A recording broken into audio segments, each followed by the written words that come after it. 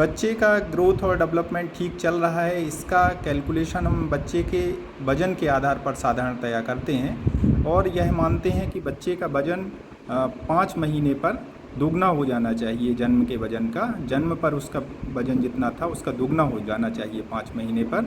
और 1 साल पर उसका वज़न जन्म के वज़न का 3 गुना हो जाना चाहिए, 2 साल पर जन्म के वज़न का 4 गुना हो जाना चाहिए और 7 साल पर बच्चे का वज़न जन्म के वज़न का 7 गुना हो जाना चाहिए। लेकिन इसको और बारीकी से यदि हम कैलकुलेट करना चाहते हैं तो हम कुछ फॉर्मूले का प्रयोग कर सकते हैं। जैसे कि अगर 1 साल के अंदर का बच्चा है, यानी उसकी आयु माह में है, तो हम उसका वज़न कैलकुलेट करते हैं m+9/2 से। यानी अगर बच्चे का अगर 5 माह का बच्चा है तो m+9, m मीन्स मंथ, कितने महीने का है, तो अगर 5 महीने का है तो 5 + 9 यानी 14/2, यानी कि 7 kg के आसपास हम अप्रॉक्सीमेट ये मानते हैं कि 7 किलो का होना चाहिए। फिर इसके बाद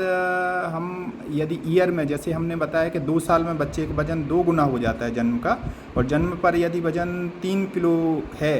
तो 2 साल पर बच्चे का वज़न 2 साल पर 4 गुना होना चाहिए जन्म के वज़न का, यानी 12 किलो निकल करके आना चाहिए। तो कैसे निकल करके आता है, तो 1 से 6 साल तक हम जो फार्मूला प्रयोग करते हैं वो होता है 2y+8, यानी 2 साल पर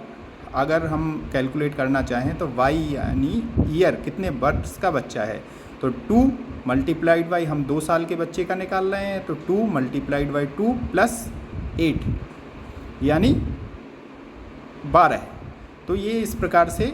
एग्जैक्ट कैलकुलेट हो आता है। और अगर उससे भी बड़ा बच्चा है, जैसे हमने बताया कि 7 साल के बच्चे का वज़न जन्म पर 7 गुना होना चाहिए, यानी लगभग 21 kg के आसपास होना चाहिए यदि हम 3 किलो जन्म पर वज़न माने। तो ये इस 6 साल से ऊपर के बच्चों में जो फार्मूला हम लगाते हैं 6 से 12 साल के बीच में कैलकुलेट करने के लिए, वो लगाते हैं 7y - 5/2।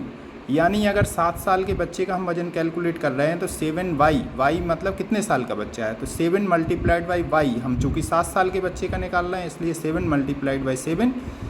यानी 49 - 5 यानी